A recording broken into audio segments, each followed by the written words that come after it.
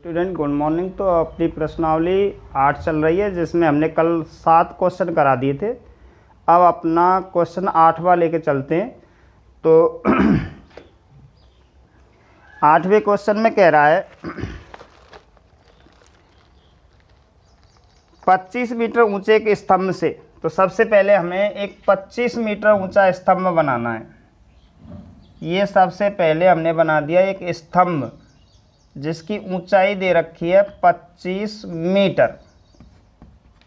तो एक एक पॉइंट को समझ के हमें चित्र बनाना है कि 25 मीटर ऊंचे एक स्तंभ के शीर्ष से एक मीनार के शीर्ष का, तो यहाँ पे स्तंभ का शीर्ष है और हमें एक मीनार और बनानी है। इसके पास में क्या बनानी है? मीनार।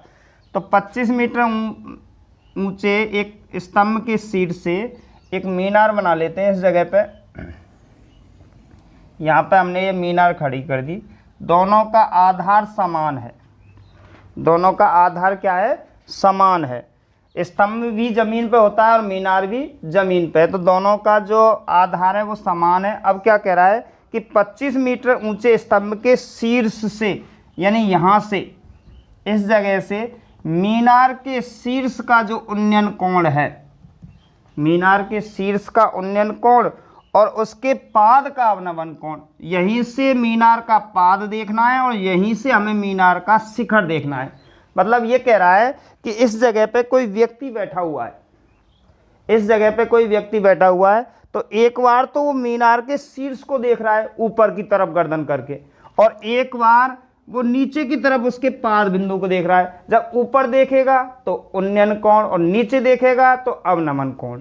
तो इस तरीक़ा से, पर यहाँ पे जो बैठा हुआ व्यक्ति है उसकी स्टार्टिंग में जो सामने नज़र होगी वो यहाँ पर रहेगी, क्योंकि वो उसकी जो दृष्टि है, नज़र है, वो कहाँ रहेगी? बिल्कुल सामने रहेगी।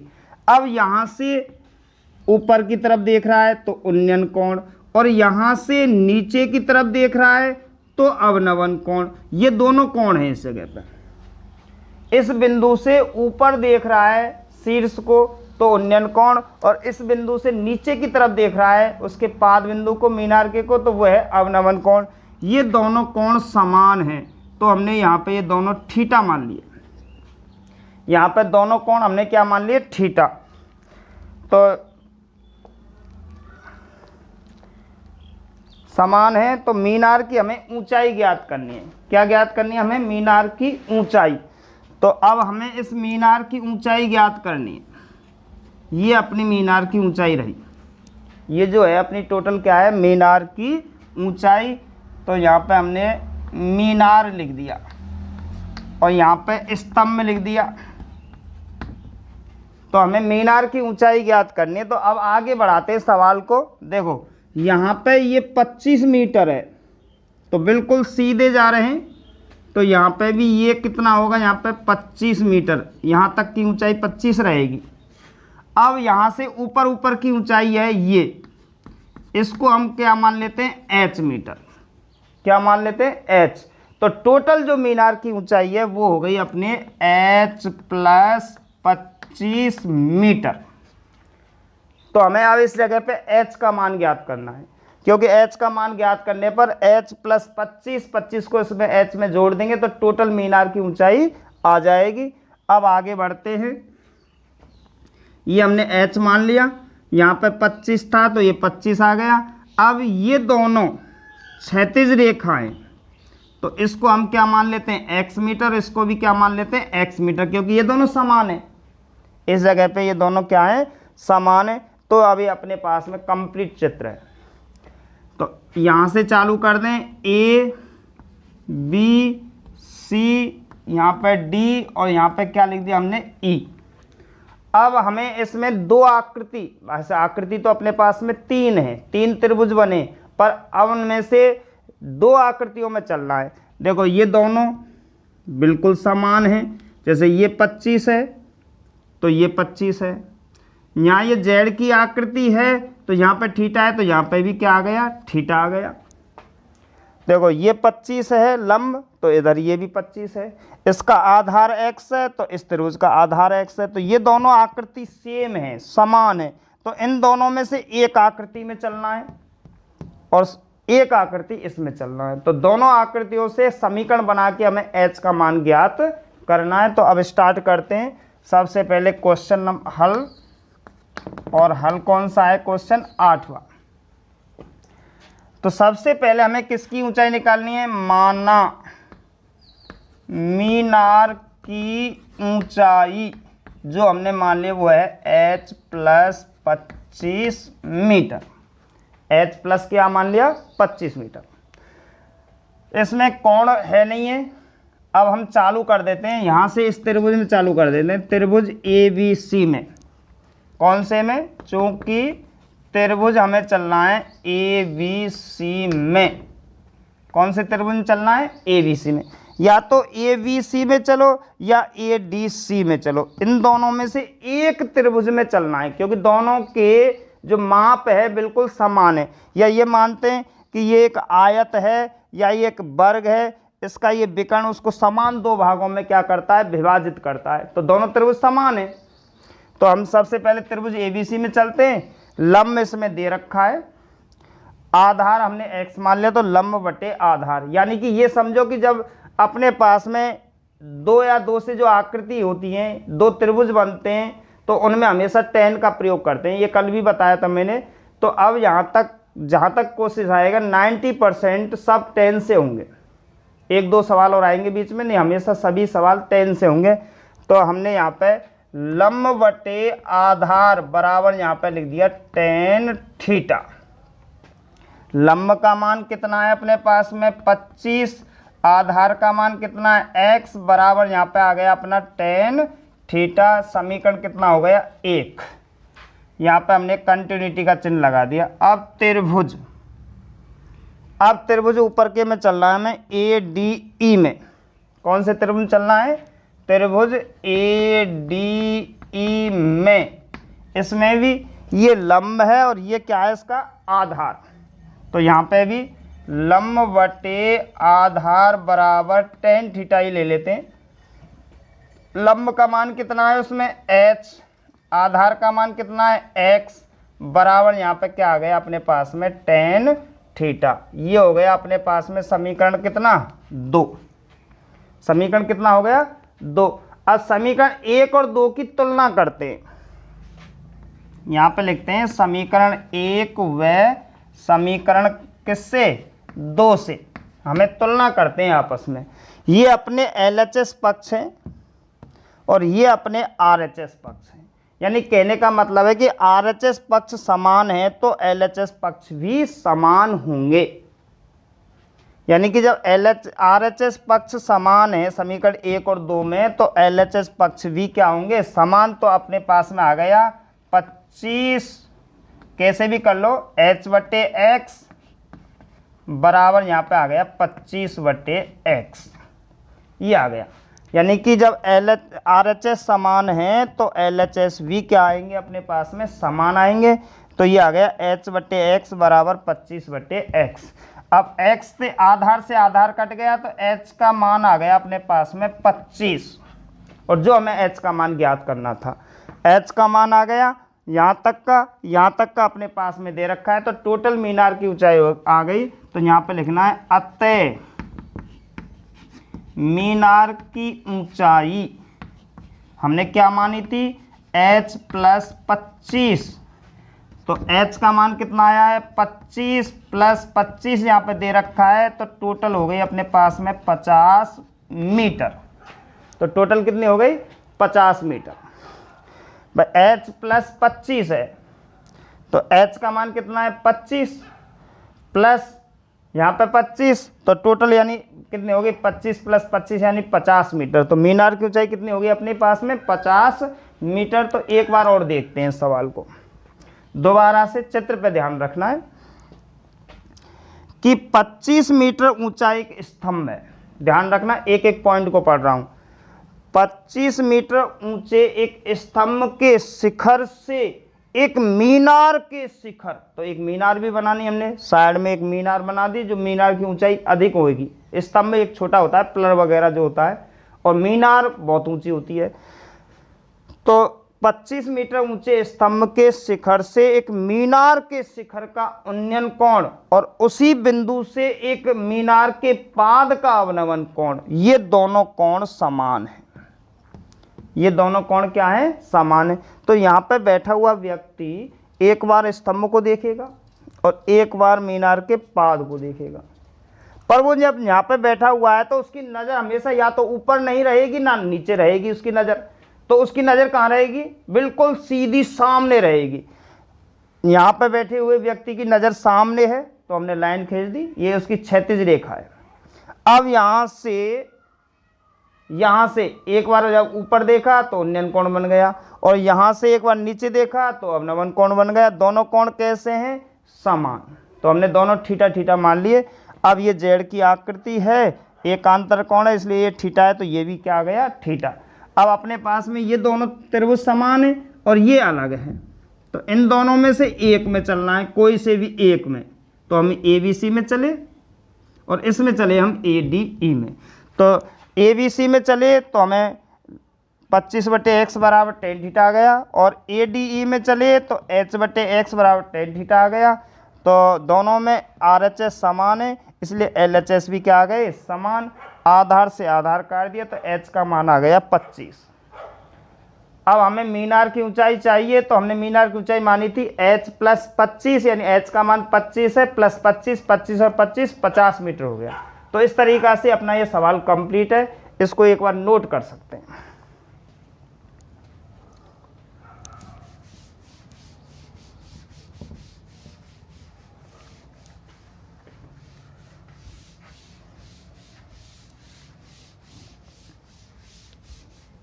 हाँ, तो अगला क्वेश्चन नंबर 9 लेते हैं।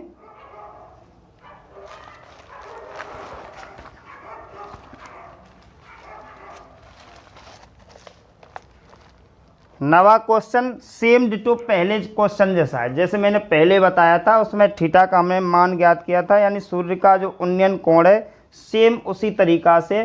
तो इसको तुम करेंगे क्योंकि उसमें दोनों खंबे की परछाई या स्तंभ की परछाई और उसकी ऊंचाई आपस में समान थी। इसमें 1:√3 में दे रखा है, तो खंबे की ऊंचाई 1 में दे रखी है और परछाई की लंबाई √3 में दे रखी है। तो दोनों बिल्कुल सेम डिटो उसी तरीका से करना है और इसका हमें सूर्य का उन्नयन कोण ज्ञात करना है। तो 90 को तुम करेंगे।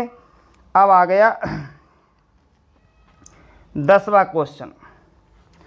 तो 10वें क्वेश्चन को देखते हैं। एक बार चित्र बना के बताता हूं। अगर चित्र बिल्कुल सरल है और उसमें क्या आता है तो छोड़ भी सकता हूं या बता भी सकता हूं।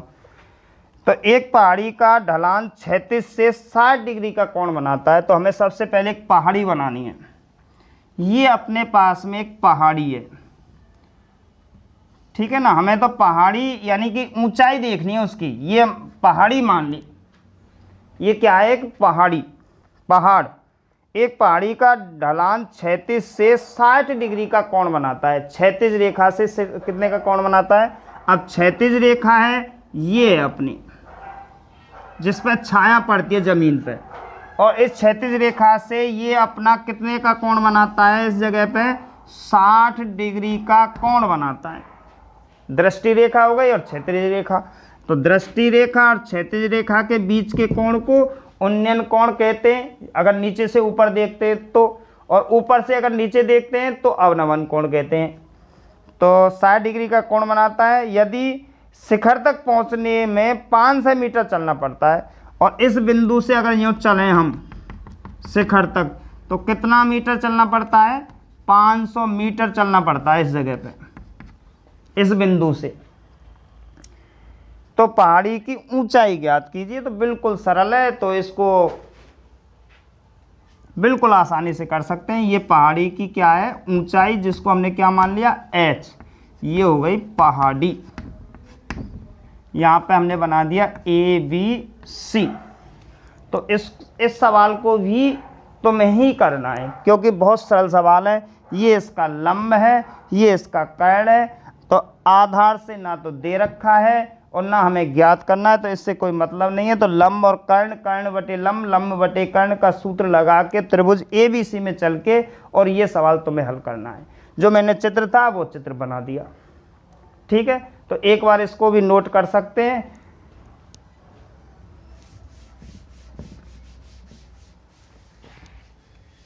तो अब चलता है अपना क्वेश्चन नंबर 11।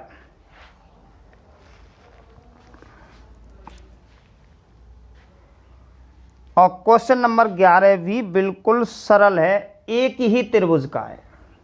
जब एक त्रिभुज का है तो उस सवाल में कभी भी परेशानी नहीं आएगी। परेशानी तो उसमें ही आएगी जहां कम से कम 2 त्रिभुज बनते हैं और 2 त्रिभुजों में से हमें कैसे भी करके उसमें एच का या किसी वस्तु का ऊंचाई या किसी की कर्ण की लंबाई या जो भी कुछ निकालना है, वहां परेशानी आएगी। तो 11वां सवाल बिल्कुल सरल है। तो अब हम देखते हैं 12वां क्वेश्चन, और बढ़िया सवाल है 12वां क्वेश्चन। तो क्वेश्चन नंबर 12। अब इसमें ध्यान रखना है, आंधी के कारण एक वृक्ष का ऊपरी भाग टूटकर क्षैतिज तल पर 60 का कोण बनाता है। तो सबसे पहले हमें एक पेड़ बनाना है, वृक्ष बनाना है। ये अपने पास में एक वृक्ष है, पेड़ है। ये अपने पास में क्या है? पेड़ है।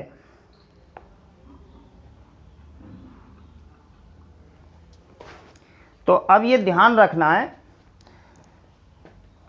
ये अपने पास में एक सीधा खड़ा हुआ वृक्ष है, बिल्कुल सीधा खड़ा हुआ वृक्ष है। मान के चलो इधर से आंधी आई, देखो नॉलेज भी रखनी चाहिए तो नहीं, इधर से आंधी आई, इधर से चल रही आंधी, जब ये वृक्ष टूटेगा तो इधर दिशा में गिरेगा।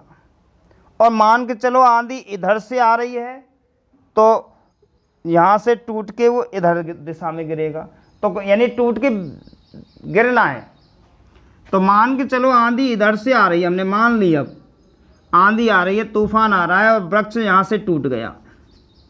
तो इसका जो ऊपरी हिस्सा है, जो नीचे का हिस्सा है, वो तो बिल्कुल ज़मीन में खड़ा रहेगा, पर इसका जो ऊपरी हिस्सा है वो ये हिस्सा टूटकर और इधर ज़मीन की तरफ यूं लटक गया, इस तरीक़ा से लटक गया। और ये पेड़ के आधार से जड़ से 10 मीटर दूर जाकर ज़मीन को छूता है। कितने मीटर जाकर? 10 मीटर दूर जाकर ज़मीन को छूता है। और इस जगह से जो वो कोण बनाता है वो लगभग 60 डिग्री का या 30 डिग्री का, तो देख लेता हूँ एक बार। तो वो 60 डिग्री का कोण बनाता है। तो वृक्ष का शिखर क्षैतिज तल पर वृक्ष की जड़ से 10 मीटर दूरी पर मिलता है। टूटने से पहले वृक्ष की ऊंचाई ज्ञात करनी है हमें। टूटने से पहले, जब वो टूटा था उससे पहले वृक्ष की हमें क्या निकालनी है? ऊंचाई ज्ञात करनी, कि वृक्ष कितना ऊंचा था। जो ये टूट के ज़मीन में भी गिर गया है, कोण भी बना दिया, और यानी आधार से 10 मीटर दूर जाकर ज़मीन को छूता है। तो इस तरीक़ा से हमें इस पेड़ की ऊंचाई निकालनी है। अब देखो यहाँ पे, ये जो यहाँ तक पेड़ खड़ा हुआ है फिलहाल में, उसकी ऊंचाई हमने मान ली है h मीटर। जो फिलहाल में खड़ा हुआ है उसकी ऊंचाई क्या मान ली हमने? h metre. और जो वृक्ष टूट गया है, यहाँ से ऊपर ऊपर टूटा है, इसको मान लिया हमने x मीटर। क्या मान लिया इसको? x metre. अब जो ये हिस्सा x मीटर जो टूटा है, जो हिस्सा ये टूटा है वो इधर आके लटका है ज़मीन की तरफ। तो जितना ये यहाँ जितनी जिसकी लंबाई थी x मीटर मानी, तो x मीटर ही यहाँ होगी। ये ना है कि टूट के और उसकी लंबाई बढ़ जाएगी। तो यानी जितनी यहाँ पे x मीटर है उतनी ही यहाँ पे रहेगी। तो ये हिस्सा भी कितना आ गया उसका? x मीटर आ गया। क्या आ गया उसका? x metre. अब हमें इस पेड़ की टूटने से पहले ऊंचाई ज्ञात करनी है। तो बिल्कुल सरल सवाल है। चित्र अगर समझ में आ गया तो सवाल में कोई भी परेशानी नहीं आएगी, बिल्कुल आसानी से। कैसे? कि जब हम इस त्रिभुज में चलेंगे, अपने पास में मेन त्रिभुज हुआ ABC और यहाँ पे D अंकित कर देते। तो त्रिभुज है अपने पास में ABC। इस ABC त्रिभुज में चलना है। इस ABC त्रिभुज में चलेंगे तो थीटा यहाँ दे रखा है, तो ये इसका लंब हुआ, ये इसका आधार और ये इसका क्या है? कर्ण। तो लंब बटे आधार, एक बार लंब के साथ में आधार लेंगे तो h का मान आ जाएगा, और एक बार कर्ण के साथ में आधार या आधार के साथ में कर्ण लेंगे तो x का मान आ जाएगा। तो एक त्रिभुज है अपने पास में ABC, उसमें 2 बार चलना है, उसमें क्या करना है, हमें 2 बार चलना है। नहीं तो एक तरीका और आया है मेरे दिमाग में कि लंब बटे आधार, लंब बटे आधार में चलें तो लंब बटे आधार tan का प्रयोग होगा, उसमें h का मान आ जाएगा। अब h का मान आ गया, आधार का मान उसमें दे रखा है, तो पाइथागोरस प्रमेय से हम कर्ण का मान ज्ञात कर लेंगे, तो x का मान आ जाएगा। मतलब जब किसी समकोण त्रिभुज में 2 भुजा हुए तो हमें तीसरी भुजा निकाल लेते हैं पाइथागोरस प्रमेय से, पर इस जगह पे पाइथागोरस प्रमेय क्यों लागू नहीं होती है, क्योंकि उसमें एक भुजा होती है और एक भुजा से 2 भुजा नहीं निकलती है, तो हमें इसलिए साइन कॉस का यानी त्रिकोणमितीय अनुपातों का इसमें प्रयोग करना पड़ता है। ऊंचाई एवं दूरी वाली समस्याएं जो चल रही हैं इसमें, अब तो आ रहा है ना समझ में। तो इस तरीका से अपने पास में केवल एक भुजा है यहाँ 10 मीटर, और ये दोनों भुजा हमें ज्ञात करनी है, या मान चलो एक भुजा ज्ञात करनी है, तो एक भुजा से एक भुजा नहीं निकाली जाती। तो समकोण त्रिभुज में कम से कम 2 भुजा अगर होंगी, जब जाके हम तीसरी भुजा निकालेंगे। कौन सी प्रमेय से, पाइथागोरस प्रमेय यानी बौद्धयन प्रमेय से। अब हमें यहाँ त्रिकोणमितीय से हमें एक भुजा से और उन्नयन कोण से, एक भुजा और उन्नयन कोण जो होता है अवनवन कोण या उन्नयन कोण, उससे हमें दूसरी भुजा निकालनी है, और उसके बाद में हम पाइथागोरस प्रमेय लगा सकते हैं। तो हमें लंब बटे आधार से h निकालना है, और फिर कर्ण बटे आधार या आधार बटे कर्ण से हमें x का मान निकालना है। समीकरण 1 और समीकरण 2 बन जाएंगे, और लास्ट में समीकरण 1 और 2 को हम क्या कर देंगे, जोड़ देंगे। इससे हमारे सवाल में जो वृक्ष की ऊंचाई थी टूटने से पहले वो आ जाएगी। बिल्कुल आ गए ना समझ में। तो इसमें ऐसी कोई परेशानी नहीं है, सिर्फ हमें बारीकी से जो काम करना है, हमारा जो पहला कार्य है अपना, इस प्रश्नावली को हमें हल करने से पहला जो कार्य है वो है कि इसके चित्र होने चाहिए। मैंने एक ही बात बताऊं, बार बार कहना मेरे लिए उचित नहीं है, कि अगर इस प्रश्नावली का चित्र बन गया तो जो समझो सवाल हो गया, ये बात ध्यान रखना। तो अब हमने चित्र में और एक बार देख लेते हैं कि सबसे पहले अपने पास में एक पेड़ था, वृक्ष था, इधर से आंधी आई, इधर से आंधी आई, आंधी के कारण पेड़ यहाँ से टूट गया। तो ये जो भाग है नीचे का, जब वो टूट गया तो ये भाग तो बिल्कुल खड़ा रहेगा, क्योंकि टूटा यहाँ से ऊपर का हिस्सा है, तो ये हिस्सा तो बिल्कुल सीधा खड़ा रहेगा। और ये जो हिस्सा है वो इधर आ गया, जमीन की तरफ यूँ लटक गया, जमीन के साथ में 60 डिग्री का कोण बनाता है। भूमि के साथ में कितने का कोण बनाता है, 60 डिग्री का, क्षैतिज रेखा के साथ में। और वो जमीन को उस पेड़ के आधार से कितनी दूर जाकर छूता है, 10 मीटर। तो नीचे की भुजा 10 मीटर हो गई। तो ये अपना चित्र कंप्लीट हो गया। अब इसमें से हमें यहाँ सबसे पहले माना पेड़ की या वृक्ष की कुल ऊंचाई वो हमने मान लिया h + x मीटर, और कोण दे रखा है अपने पास में, थीटा का मान कितना है, 60 डिग्री। अब चलते हैं हम त्रिभुज कौन से में, ABC में।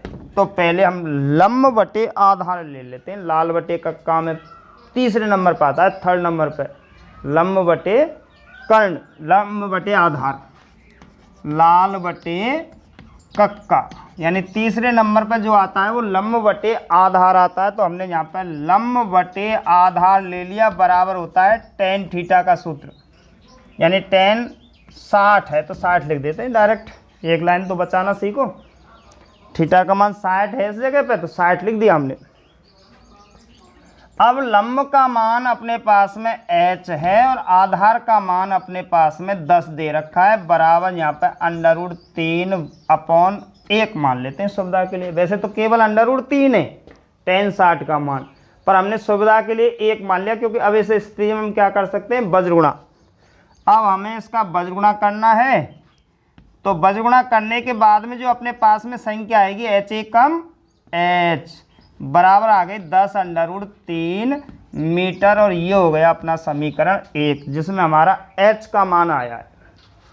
अब जैसे हमने h का मान ज्ञात किया है वो tan के सूत्र से ज्ञात किया है, अब हमें अगला मान ज्ञात करना है, वो आगे देखेंगे हम, पर चलना इसी त्रिभुज में दोबारा से। तो अब क्या लिखेंगे इसमें, पुनः त्रिभुज कौन से में, ABC में चलना है दोबारा से, पुनः त्रिभुज ABC में।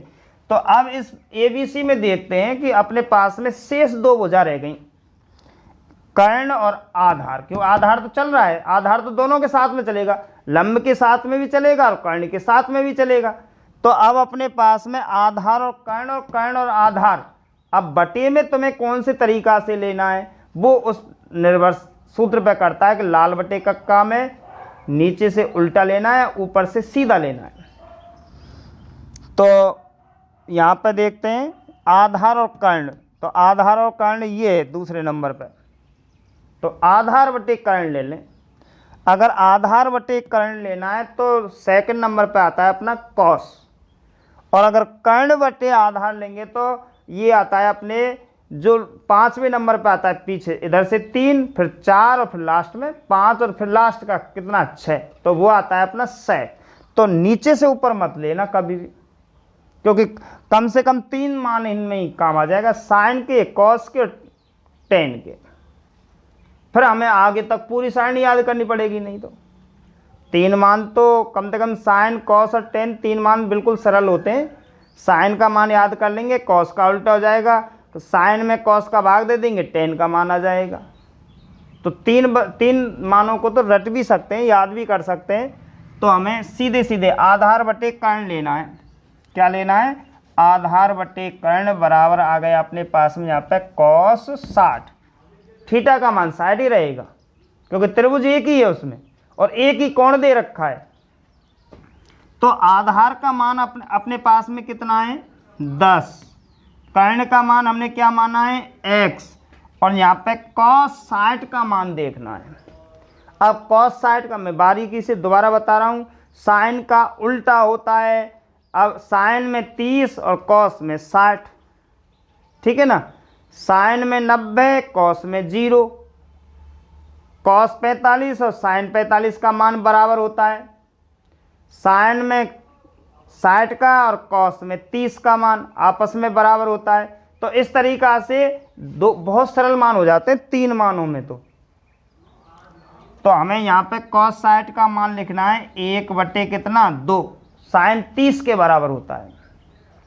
अब इसका हमें बजगुणा करना है, तो x का गुणा 1 से करेंगे, x बराबर 10 दूना 20 मीटर, और ये हो गया अपने पास में समीकरण कितना हो गया 2 हो गया।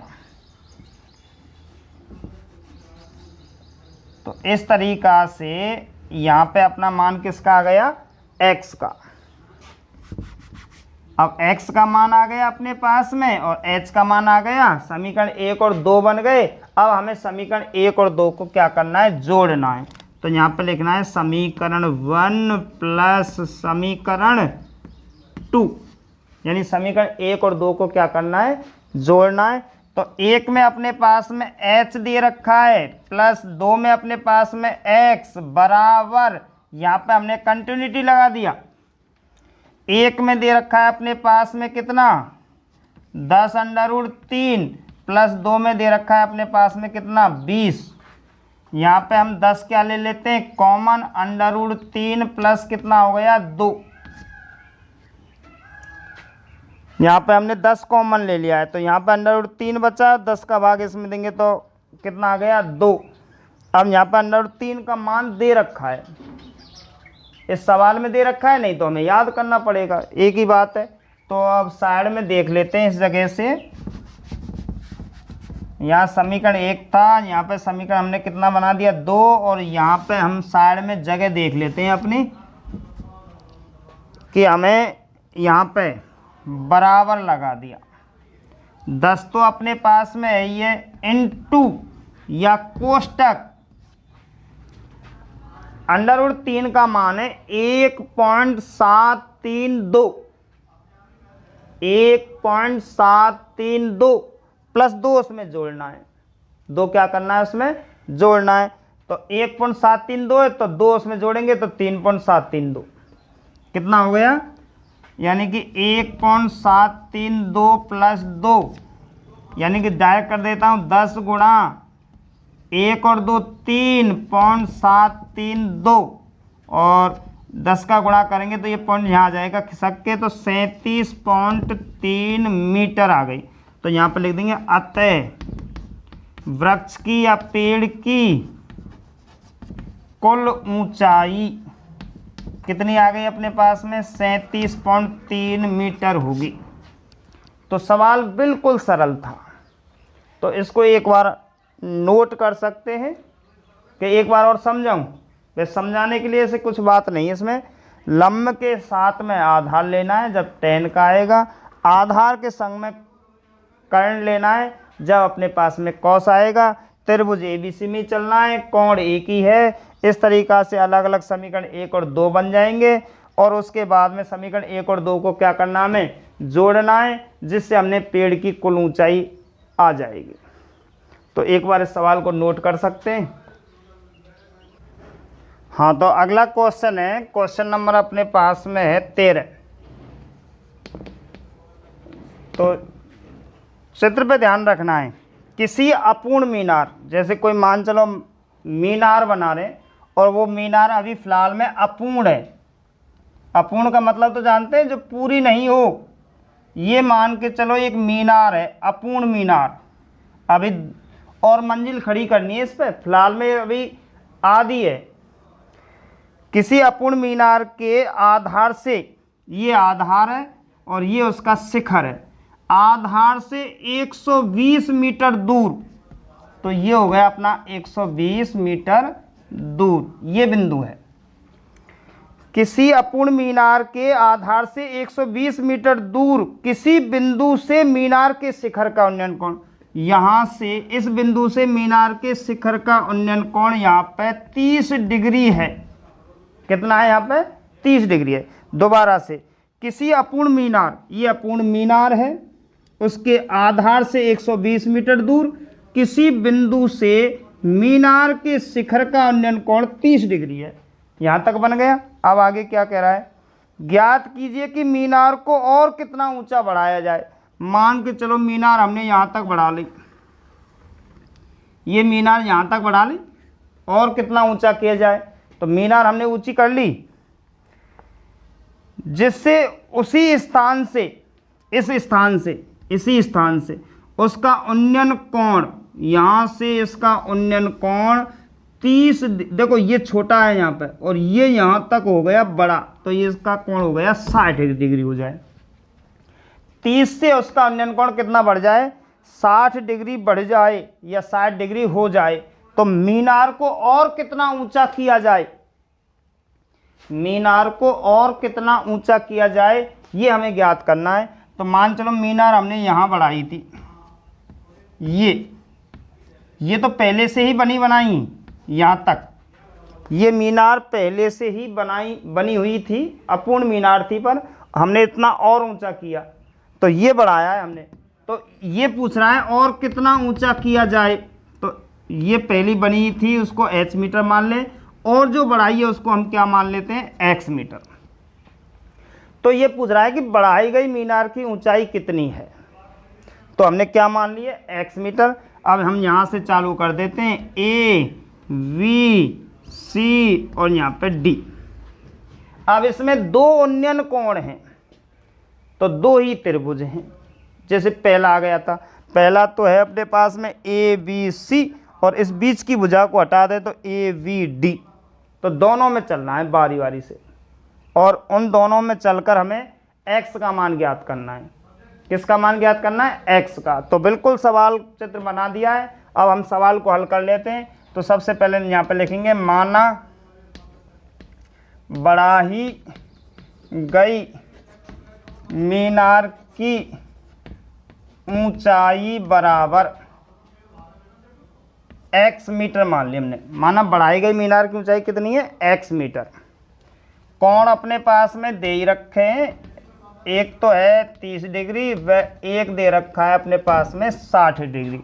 अब हम त्रिभुज में चलते हैं, छोटे वाले में, ABC में।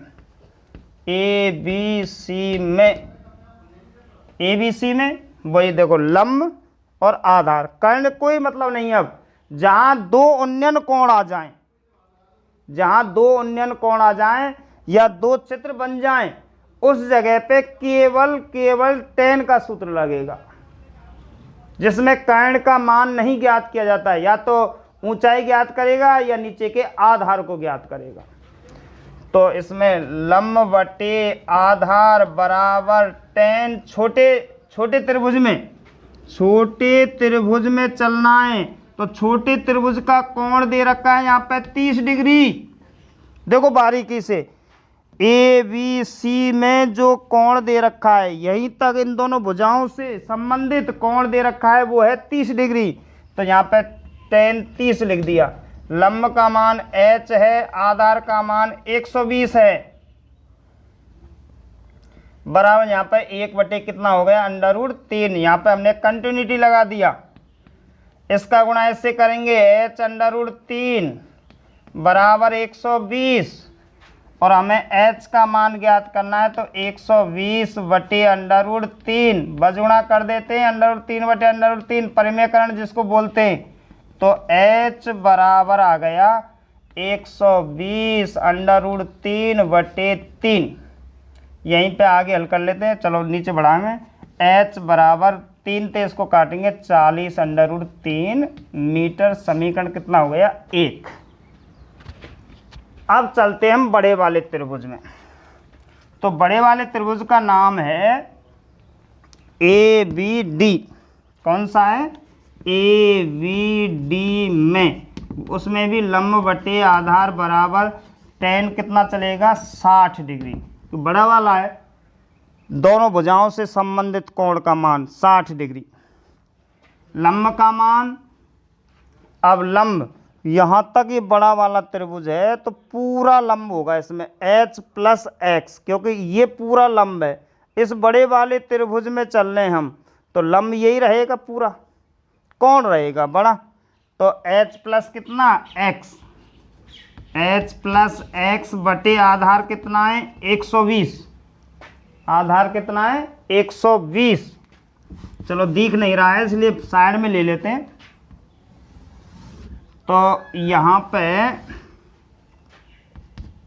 h + x बटे कितना है, 120 बराबर, यहाँ पे tan 60 का मान लिखना है, तो √3 आ गया, बटे में कितना मान लेते हैं, 1।